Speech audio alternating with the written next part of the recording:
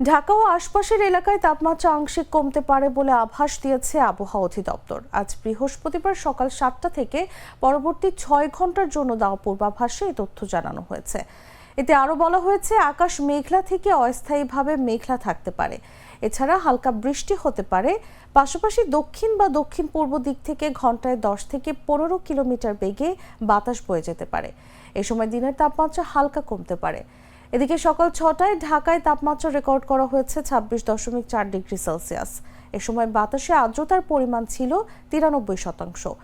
গতকাল সর্বোচ্চ তাপমাত্রা ছিল 34.9 ডিগ্রি সেলসিয়াস। আজকে সর্বনিম্ন তাপমাত্রা 25 ডিগ্রি সেলসিয়াস।